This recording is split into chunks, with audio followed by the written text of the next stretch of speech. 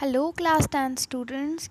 We are reading our sixth chapter, that is Political Parties in Democratic Politics, and we are on the topic Challenges to Political Parties.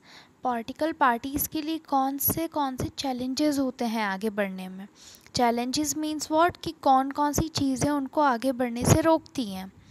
We have seen how crucial political parties are for the working of democracy. हमने देखा है कि political parties democracy की working के लिए कितने important हैं. Since parties are the most visible face of a democracy, क्योंकि democracy का एक visible face, सबसे ज़्यादा visible face क्या है, एक political party ही represent करती है हमारी democracy को. It is natural that people blame parties for whatever is wrong with the working of democracy. और इसीलिए ये नेचुरल है कि लोग जो भी डेमोक्रेसी में गलत हो रहा है या डेमोक्रेसी की वर्किंग में गलत हो रहा है उसका ब्लेम किस पर डालते हैं, पॉलिटिकल पार्टीज़ पर डालते हैं. All over the world, people express strong dissatisfaction with the failure of political parties to perform their functions well. और पूरे वर्ल्ड में लोग क्या करते हैं, डिसएग्री करते हैं, स्ट्रांगली डिससेटिस्फैक्शन दिखाते हैं किसके साथ, कोई भी पॉलिटिकल पार्टी अगर फेल हो जाती है या अपने फंक्शन ढंग से नहीं करती है, अपना काम ढंग से नहीं करती है, तो बहुत ज़्यादा स्ट्रांगली क्या करते हैं, डिससेटिस्फैक्शन दिखाते हैं. This is the case in our country too. और हमारी कंट्री में भी ऐसा ही होता है, यानी कि इंडिया में. Popular dissatisfaction and criticism has focused on 4 problem areas in the working of political parties. और ये जो popular dissatisfaction मतलब लोगों की जो असहमति है, और क्रिटिसिज्म मतलब कि जो लोग बुराई करते हैं, has focused on 4 problem areas. और इनका फोकस कितने 4 प्रॉब्लम एरियाज़ पर रहता है जो पॉलिटिकल पार्टीज़ में होती हैं. Political parties need to face and overcome this challenges. Political parties को ज़रूरत है कि वो इन चैलेंजेस को फेस करे और इनको ओवरकम करे in order to remain effective instruments of democracy. और डेमोक्रेसी में रहने के लिए उनको क्या करना पड़ेगा, इन चेंजेस को फेस करना पड़ेगा, चैलेंजेस को फेस करना पड़ेगा और ओवरकम भी करना पड़ेगा. The first challenge is lack of internal democracy. Internal democracy जो है पार्टीज़ के अंदर, उसकी कमी उनका फर्स्ट चैलेंज है. डेमोक्रेसी क्या होता है स्टूडेंट्स? डेमोक्रेसी मतलब कि democracy is a thing for the people, of the people and by the people. अब पॉलिटिकल पार्टीज़ में इंटरनल डेमोक्रेसी कैसे आएगी, यानी कि पॉलिटिकल पार्टीज़ में जब कोई भी डिसीजन हो रहा है तो वो सारे लोगों के लिए और सारे लोगों के द्वारा होना चाहिए. ठीक है, तो इसकी कमी रहती है पॉलिटिकल पार्टीज़ में. All over the world there is a tendency in political parties towards the concentration of power in a few leaders at the top. और पूरे वर्ल्ड में पॉलिटिकल पार्टीज़ में कॉन्सेंट्रेशन ऑफ पावर सिर्फ कुछ top leaders के हाथ में ही होता है, इंटरनल डेमोक्रेसी नहीं होती है. Parties do not keep membership registers. ना तो पार्टी मेंबरशिप रजिस्टर्स रखती हैं. Do not hold organisational meetings. ना वो ऑर्गेनाइजेशन मीटिंग होल्ड करते हैं. And do not conduct internal elections regularly. और ना ही वो इंटरनल इलेक्शंस को रेगुलरली कंडक्ट कराते हैं ताकि लीडर्स जो हों वो सबकी सहमति से पार्टी के बने. Ordinary members of party do not get sufficient information on what happens inside the party. और पूरी पार्टी के जो आम सदस्य रहते हैं उनको पूरी इन्फॉर्मेशन नहीं दी जाती है कि पार्टी के अंदर क्या चल रहा है. They do not have the means or connections need to influence the decisions. और ना उनको इतनी पावर दी जाती है, ना उनके इतने कनेक्शंस होते हैं कि वो डिसीजन को बदल सकें. As a result, the leaders assume greater power to make decisions in the name of party. और इसी तरीके से पार्टी के नाम पर जो लीडर्स होते हैं वो अपनी पावर का गलत फ़ायदा उठाते हैं. Since one or few leaders exercise paramount power in the party, क्योंकि एक या दो लीडर्स ही कुछ ऐसे होते हैं जो पूरी पार्टी की पावर का यूज़ करते हैं. Those who disagree with the leadership find it difficult to continue in the party. और उनसे जो लोग असहमत होते हैं, डिसएग्री करते हैं, उनके लिए पार्टी में रहना डिफ़िकल्ट होता है, क्योंकि जो पावर में है वो क्या करेगा, वो उनको बाहर निकाल देगा पार्टी से. More than loyalty to party principles and policies, personal loyalty to the leader becomes more important. और अब पार्टी के लोगों के लिए क्या होता है कि पार्टी के प्रिंसिपल और पॉलिसीज़ पे जो लॉयल्टी रहती है उससे भी ज़्यादा लॉयल्टी उनको किसके लिए दिखानी पड़ती है, लीडर के लिए दिखानी पड़ती है, तभी तो वो पार्टी में रह पाएंगे. तो ये पार्टीज़ का फर्स्ट चैलेंज था कि lack of internal democracy. Second challenge of dynastic succession is related to the first one. तो सेकेंड चैलेंजेस क्या है पार्टीज़ के लिए? Dynastic succession. डायनेस्टिक सक्सेशन मतलब कि क्या, पार्टी के जो बड़े बड़े लीडर्स होते हैं वो जब अपनी ही फैमिली को या अपने ही कनेक्टेड लोगों को टॉप पोजीशन पर रहने देते हैं, तो ये इसी से फर्स्ट वन से कनेक्टेड है, टॉप लीडर की पावर से ही. ठीक है. Since the most political parties do not practice open and transparent procedures for their functioning, क्योंकि हमने देखा है कि बहुत सारी पॉलिटिकल पार्टीज़ ट्रांसपेरेंट प्रोसीजर्स नहीं अपनाते हैं अपनी फंक्शन में, जो कि सबको पता हो कि वो कैसे काम कर रहे हैं. There are very few ways for an ordinary worker to rise to the top in the party. और ordinary worker के लिए, ordinary party member के लिए बहुत important रहता है और बहुत ज़्यादा tough भी हो जाता है कि वो पार्टी में top position ले सके. Those who happen to be the leaders are in a position of unfair advantage to favor people close to them or even in their family members.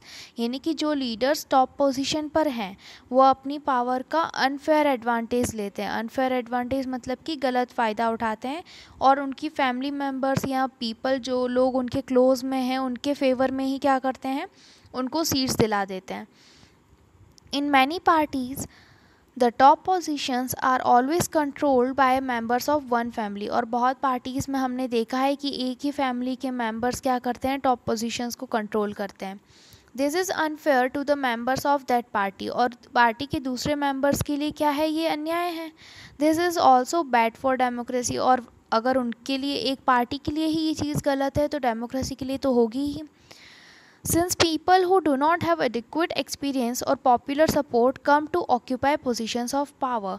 अब देखो उन्होंने क्या किया, अपने फैमिली मेम्बर्स को तो टॉप पोजीशन दिला दी, लेकिन ना उनको एक्सपीरियंस है ना उनका पॉपुलर सपोर्ट है. तो ऐसे लोग जिनके पास ना कोई एक्सपीरियंस है ना उनका कोई पॉपुलर सपोर्ट है, वो लोग आकर पोजीशंस पे बैठ जाते हैं powerful. This tendency is present in some major all over the world. और यही टेंडेंसी पूरे वर्ल्ड में अपनाई जा रही है, including in some of older democracies. और कुछ जो ओल्डर डेमोक्रेसीज़ हैं उनमें भी ये पॉलिसी अभी तक अपनाई जा रही है. The third challenge is about the growing role of money and muscle power in the parties. और next challenge क्या है कि money, जिनके पास पैसा है, ज़्यादा रिच लोग होते हैं, and muscle power means what, कि जो क्रिमिनल लोग होते हैं पार्टीज़ में उनकी इम्पोर्टेंस बढ़ती जा रही है पार्टीज़ में, पॉलिटिकल पार्टीज़ में, रिच लोगों की और क्रिमिनल लोगों की, एस्पेशली ड्यूरिंग इलेक्शंस के टाइम पे स्पेशली.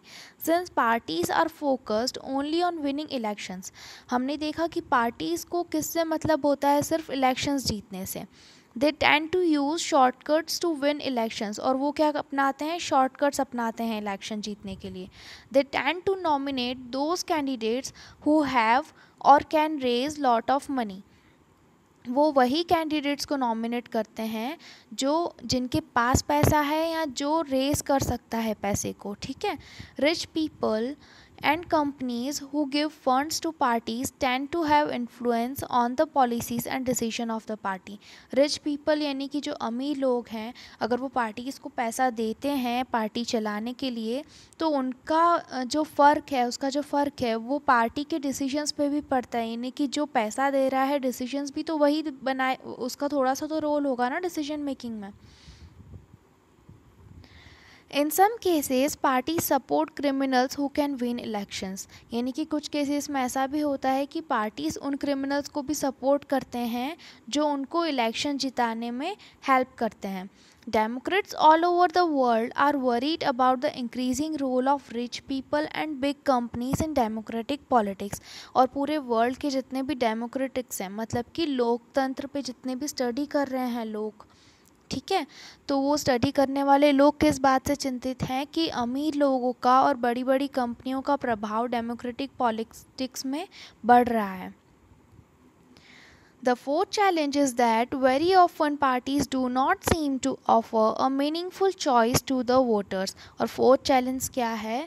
फोर्थ चैलेंज ये है कि हमेशा बहुत ऑलमोस्ट क्या होता है कि हम वोटर्स को ये नहीं देख पाते हैं कि वोटर्स को मतलब जो पार्टी को वोट करना है वो अपनी मीनिंगफुल चॉइस नहीं दे पाते हैं। मतलब कि वोटर किसी डिसाइड नहीं कर पाता है कि मुझे किसको वोट देना है। In order to offer meaningful choice, parties must be significantly different. और एक meaningful choice देने के लिए कि वोटर क्या चाहता है किसी पार्टी में, उसके लिए दो पार्टीज़ का अलग अलग होना, उन दोनों के ऑब्जेक्टिव्स अलग होना, उन दोनों के फीचर्स अलग होना बहुत इंपॉर्टेंट है। तभी तो वो दो में से एक को चूज़ कर पाएगा। In recent years, there has been decline in the ideological differences among parties in most parts of the world. और पिछले कुछ सालों में ये देखा गया है कि ये जो गैप है, ये जो डिफरेंसेस है, जो ज़्यादा होनी चाहिए, दिखना चाहिए कि इस पार्टी में ये टैलेंट है और दूसरी पार्टी इससे इसलिए डिफरेंट है, तो ये रीज़न्स जो हैं पार्टीज़ में आइडियोलॉजिकल डिफरेंसेस हैं वो कम होते जा रहे हैं। पता ही नहीं चलता है कि कौन सी पार्टी किसके लिए काम कर रही है। For example, the difference between the Labour Party and Conservative Party in Britain is very little. Example के लिए लेबर पार्टी और कंजर्वेटिव पार्टी जो दो पार्टीज़ हैं ब्रिटेन में, उन दोनों में डिफरेंसेस बहुत कम है। They agree on more fundamental aspects, दोनों ही एक ही तरीके की बातें करते हैं, but differ only in details on how policies are to be framed and implemented. सिर्फ उनका वो चीज़ें करने का तरीका अलग होता है कि पॉलिसीज़ कैसे फ्रेम करेंगे और कैसे उसको इम्प्लीमेंट करेंगे। इन आवर कंट्री टू, यानी कि हमारी कंट्री में भी जितनी भी मेजर पार्टीज़ हैं उनके बीच में जो डिफरेंसेस हैं वो बहुत कम हो गए हैं, और उनका जो सोचने का तरीका है इकोनॉमिक पॉलिसी के लिए, तो उसका डिफरेंस भी बहुत कम हो गया। मतलब सभी एक तरीके से सोचते हैं। Those who want really different policies have no option available to them, यानी कि वो वोटर्स जो चाहते हैं बिल्कुल डिफरेंट पॉलिसीज़ की, किसी पार्टी का सोचने का तरीका अलग होना चाहिए, उनके पास कोई ऑप्शन ही नहीं रहता। फॉर एग्ज़ाम्पल, अगर दो मेजर पार्टीज़ की बात करते हैं, बीजेपी एंड कांग्रेस, ठीक है, तो अगर कोई वोटर चाहता है कि वो ना बीजेपी को वोट करना चाहता है और ना कांग्रेस को वोट करना चाहता है, क्यों? क्योंकि उन दोनों में ही उसको वो क्वालिटीज़ नहीं मिल रही हैं जो वो न्यू पॉलिसीज़, डिफरेंट पॉलिसीज़ चाहता है कि कोई पार्टी लेकर आए। दोनों ही पार्टी सेम तरीके की पॉलिसीज़ लेकर आ रही हैं और वो डिसाइड नहीं कर पा रहा है कि उसे किसको वोट करना है। सो उनके पास कोई ऑप्शन अवेलेबल नहीं रह जाता है। Sometimes people cannot even elect very different leaders either, और कभी कभी जो वोटर है वो बहुत डिफरेंट लीडर्स को भी इलेक्ट नहीं कर पाता है, because the same set of leaders keep shifting from one party to another. क्योंकि जो जितने भी कुछ ही लीडर्स हैं वो कुछ ही लीडर्स एक पार्टी से दूसरी पार्टी में शिफ्ट होते रहते हैं, तो वो बिल्कुल डिफरेंट लीडर्स को भी नहीं इलेक्ट कर सकता है। So these are the challenges of a political parties. How can parties be reformed? मतलब पार्टीज़ में अगर कुछ चेंजेस लाने हैं तो हम कैसे लेकर आएँ? In order to face these challenges, political parties need to be reformed. यानी कि इन challenges को face करने के लिए political parties का change होना क्या बहुत ज़रूरी है। The question is, are political parties willing to reform? क्या political parties खुद change होना चाहती हैं? इफ़ दे आर विलिंग, अगर वो चाहती भी हैं, what has prevented them from reforming so far, और उनको रिफॉर्म होने से, चेंज से कौन रोक रहा है इतने टाइम से। If they are not willing, और अगर वो नहीं चाहती हैं, then is it possible to force them to reform? क्या ये पॉसिबल है कि हम उनको फोर्स करके चेंज होने पर मजबूर करें? Citizens all over the world face this question. पूरे वर्ल्ड में जितने भी सिटीजन्स हैं उनके माइंड में यही क्वेश्चन है for democracy. This is not a simple question to answer, ये कोई सिंपल क्वेश्चन नहीं है. In a democracy final decision is made by leaders who represent political parties. और एक डेमोक्रेसी में फाइनल डिसीजंस लीडर्स के ऊपर रहता है जो कि पॉलिटिकल पार्टीज़ को क्या करते हैं, रिप्रेजेंट करते हैं. People can replace them but only by another set of party leaders. लोग उनको रिप्लेस कर सकते हैं उन लीडर्स को, लेकिन उसके लिए भी उनको दूसरे पार्टी लीडर्स चाहिए. If all of them do not wish to reform, अगर सभी पार्टी के लीडर्स चेंज नहीं होना चाहते, how can anyone force them to change. तो अब पार्टीज़ में चेंज कैसे लाया जाए. Let us look at some of the recent efforts and suggestions in our country to reform political parties and its leaders. अब हम देखेंगे कि रीसेंट मतलब पिछले कुछ सालों में कौन कौन से एफ़र्ट्स किए गए हैं और कौन कौन से सजेशंस दिए गए हैं हमारी कंट्री में, ताकि पॉलिटिकल पार्टीज़ और उनके जो लीडर्स हैं वो चेंज हो सकें, उनका नज़रिया थोड़ा सा चेंज हो सके. तो पहला एफ़र्ट क्या था. The constitution was amended to prevent elected MLAs and MPs from changing parties. Constitution ने एक अमेंडमेंट किया, कॉन्स्टिट्यूशन में एक अमेंडमेंट किया मतलब कि थोड़ा सा चेंज किया कि इलेक्टेड MLAs और MPs जो पार्टीज़ को चेंज करते हैं, इलेक्ट होने के बाद पार्टी चेंज कर लेते हैं, पार्टी बदल लेते हैं, तो उनके लिए कॉन्स्टिट्यूशन को क्या किया गया, अमेंड किया गया. अब रूल क्या बनाया, दिस वाज डन. पहले तो ये क्यों अमेंडमेंट किया गया. This was done because many elected representatives were indulging in defection in order to become ministers और कैश रिवॉर्ड्स. बहुत सारे इलेक्टेड रिप्रेजेंटेटिव्स यानी कि MLAs और MPs इलेक्ट होने के बाद क्या करते हैं, डिफेक्शन कर लेते हैं. डिफेक्शन मीन्स व्हाट, जिस पार्टी से वो MLA की सीट जीते हैं वो उस पार्टी को छोड़कर दूसरी पार्टी में चले जाते हैं. This is defection. ठीक है. और ये वो क्यों करते हैं, दल बदल क्यों करते हैं, क्योंकि उनको या तो नेता बनना होता है या फिर उनको कैश रिवॉर्ड्स मिलते हैं दल बदल करने से. Now law says that if any MLA और MP चेंजेस पार्टीज़. अब लॉ ने कॉन्स्टिट्यूशन में अमेंडमेंट करके नया कानून क्या बनाया कि अगर कोई MLA और MP पार्टी को चेंज करता है, देन ही और she will lose the seat in legislature. उसको लेजिस्लेचर में सीट नहीं मिलेगी, उसकी सीट क्या हो जाएगी, वो लूज़ कर लेंगे. ठीक है. This new law has helped bring defection down. और इस नए कानून के कारण क्या हुआ है कि दल बदल थोड़ा सा कम हुआ है. At the same time this has made any dissent even more difficult. और अगर कुछ अच्छा भी हुआ है तो ये थोड़ा सा मोर डिफ़िकल्ट भी हुआ है. MPs and MLAs have to accept whatever the party leaders decide.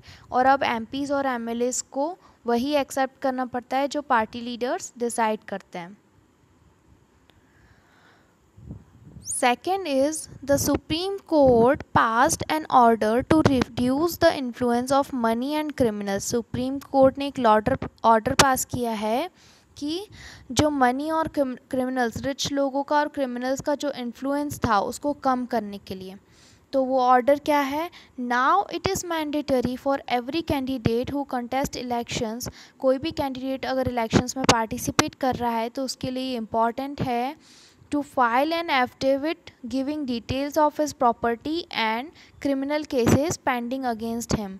वो क्या करेगा, वो एक शपथ पत्र देगा. एफिडेविट मतलब कि एक शपथ पत्र देगा जिसमें उनकी प्रॉपर्टी की डिटेल्स होंगी और उनके ऊपर अगर कोई क्रिमिनल केसेस हैं उनके अगेंस्ट पेंडिंग है तो उनकी डिटेल्स होंगी, मतलब उनकी पर्सनल डिटेल्स होंगी.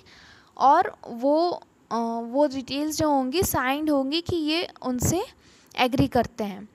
The new system has made a lot of information available to public. और इस नए सिस्टम में क्या हो रहा है कि बहुत सारी इन्फॉर्मेशन पब्लिकली शो हो रही है. But there is no system to check if the information given by the candidates is true. लेकिन अभी ऐसा कुछ सिस्टम नहीं बना है जो ये चेक कर सके कि कैंडिडेट ने अपनी जो इन्फॉर्मेशन दी है वो सही है. As yet we do not know if it has led to decline in the influence of rich and criminals. और अभी तक ये भी पता नहीं चला है कि इस ऑर्डर पास होने की वजह से रिच और क्रिमिनल्स का जो इन्फ्लुएंस है वो कम हुआ है या नहीं हुआ है. The Election Commission passed an order making it necessary for political parties to hold their organizational elections and file their income tax returns.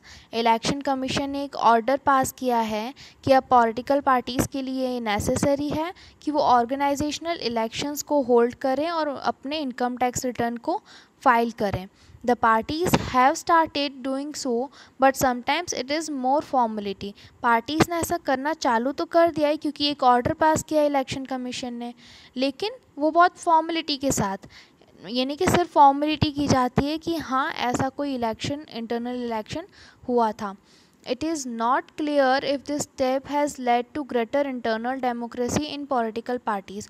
और इसकी वजह से ये क्लियर नहीं हो पाया है अभी कि अभी पॉलिटिकल पार्टीज़ में इंटरनल डेमोक्रेसी बढ़ी है या कम हुई है.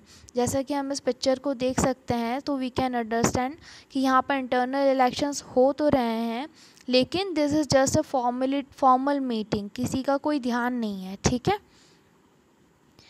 Besides this, many suggestions are often made to reform political parties. इनके अलावा बहुत सारे suggestions भी दिए गए हैं जो कि अभी change reforms हुए नहीं हैं, लेकिन suggestions दिए गए हैं. A law should be made to regulate the internal affairs of political parties. ऐसा कानून बनना चाहिए जिसकी वजह से हम political parties के internal affairs जो हैं वो गाइड कर सकें. It should be made compulsory for political parties to maintain a register of its members. एक पॉलिटिकल पार्टी के लिए कंपल्सरी हो जाना चाहिए कि वो अपने मेंबर का रजिस्टर बनाए, अपनी पार्टी का कॉन्स्टिट्यूशन को फॉलो करें और इंडिपेंडेंट अथॉरिटी को फॉलो करें. टू एक्ट एज अ जज in case of party disputes. और पार्टी डिस्प्यूट्स में जो पार्टी के लीडर्स हैं वो क्या करें, जज के जैसे एक्ट करें. And to hold open elections to the highest post. Highest post के लिए मतलब लीडर की पोस्ट तक के लिए ओपन इलेक्शंस का होल्ड, मतलब ओपन इलेक्शंस रखें पार्टी के अंदर ही. ठीक है, ये सजेशन है. It should be made mandatory for political parties to give a minimum number of tickets, about 1/3 to women candidates. और सभी पार्टीज़ में इस चीज़ को मैंडेटरी कर देना चाहिए कि उनमें वुमेन कैंडिडेट्स को 1/3 पार्ट मिले टिकट्स का. ठीक है. Similarly there should be quota for women in the decision making bodies of the party.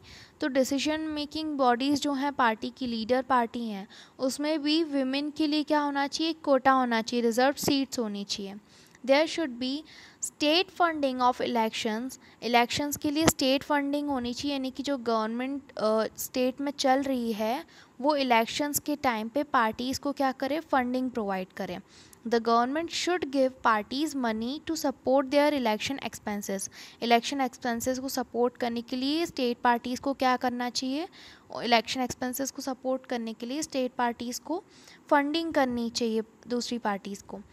This support could be given in kind. और ये सपोर्ट किस तरीके से, मतलब इलेक्शन के एक्सपेंसेस में क्या क्या लगता है, पेट्रोल, पेपर, टेलीफोन, इनके जितने भी एक्सपेंसेस है वो किसको पूरे करने चाहिए, गवर्नमेंट को, स्टेट गवर्नमेंट को.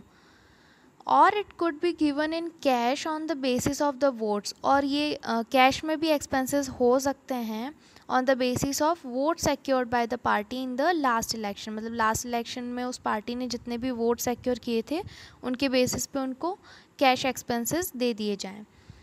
These suggestions have not been accepted by political parties. फ़िलहाल political parties ने इन suggestions को accept नहीं किया है. If and when these are accepted, this could lead to some improvement. अगर जब भी ये suggestions accept होंगे तो शायद कुछ improvement हो सके. But we must be very careful about the legal solutions to political problems. और हमें political problems के legal solutions में बहुत ज़्यादा careful रहना चाहिए. Over regulation of political parties can be counterproductive. यानी कि political parties का over regulation जो भी मतलब कि ज़्यादा ध्यान अगर हमने रखा या ज़्यादा compress किया तो बहुत counterproductive हो सकता है, यानी उसके दूसरे consequences देखने के लिए मिल सकते हैं. This would force all parties to find ways to cheat the law. और अगर ज़्यादा प्रेशर बनाने की कोशिश करी तो उसकी वजह से क्या होगा, सारी पार्टीज़ लॉ को यानी कानून को चीट करने के रास्ते ढूंढने लगेंगी। Besides political parties will not agree to pass a law that they do not like. और ज़्यादा प्रेशर बनाने के कॉन्सिक्वेंसेस क्या हो सकते हैं कि पॉलिटिकल पार्टीज़ मतलब पार्टीज़ ही लोकसभा में होती है, वही बिल पास करती हैं, तो ऐसा कानून जो उन्हें नहीं पसंद है ज़्यादा रिप्रेशन के कारण, तो वो क्या करेंगी, वो पास ही नहीं करेंगी, एग्री ही नहीं करेंगी उस लॉ को पास होने के लिए। There are two other ways in which political parties can be reform. Political parties को रिफॉर्म करने के लिए दो नए तरीके भी हैं। One, people can put pressure on political parties. पहला तरीका क्या कि गवर्नमेंट नहीं, कॉन्स्टिट्यूशन नहीं, लोग प्रेशर बनाना स्टार्ट कर दें पॉलिटिकल पार्टीज़ पे। This can be done through petitions, publicity and agitations. और ये किसके थ्रू हो सकता है, पिटिशंस, पब्लिसिटी और एजिटेशंस के through. Ordinary citizens, pressure groups and movements and the media can play an important role in this। और ये प्रेशर कौन कौन बना सकता है, प्रेशर ग्रुप्स, आम आदमी, मूवमेंट्स और मीडिया। ठीक है। If political parties feel that they would lose public support, अगर पॉलिटिकल पार्टी को ऐसा लगेगा कि उनको पब्लिक सपोर्ट मिलना बंद हो जाएगा by not taking up reforms, अगर उन्होंने चेंजेस नहीं अपनाए, they would become more serious about reforms, और तब वो चेंज होने के लिए ज़्यादा सीरियस हो जाएंगे। 2, सेकेंड क्या है, political parties can improve if those who want this join political parties. अगर पॉलिटिकल पार्टीज़ इम्प्रूव हो पाएंगी अगर जो चेंज चाहते हैं वो लोग पॉलिटिकल पार्टीज़ को क्या कर लें, ज्वाइन कर लें। The quality of democracy depends on the degree of public participation. Democracy की क्वालिटी तब अच्छी होगी जब पब्लिक पार्टिसिपेशन अच्छा होगा। It is difficult to reform politics if ordinary citizens do not take part in it. और पॉलिटिक्स को change करना डिफ़िकल्ट होगा जब आम आदमी ही उसमें पार्टिसिपेट नहीं करेगा and simply criticise from outside. मतलब क्या कि अगर हम बाहर से ही बैठे बैठे बुराई कर रहे हैं किसी पार्टी की तो उससे चेंज नहीं आएगा। अगर आपको सच में चेंज लाना है तो do participate in elections. The problem of bad politics can be solved by more and better politics। मतलब कि ये कि जो प्रॉब्लम है बैड पॉलिटिक्स की, मतलब कि जो पॉलिटिक्स अच्छी नहीं है, उसको कैसे सॉल्व किया जा सकता है कि हम अच्छी पॉलिटिक्स, बेटर पॉलिटिक्स लेकर आएँ। We shall return to this theme in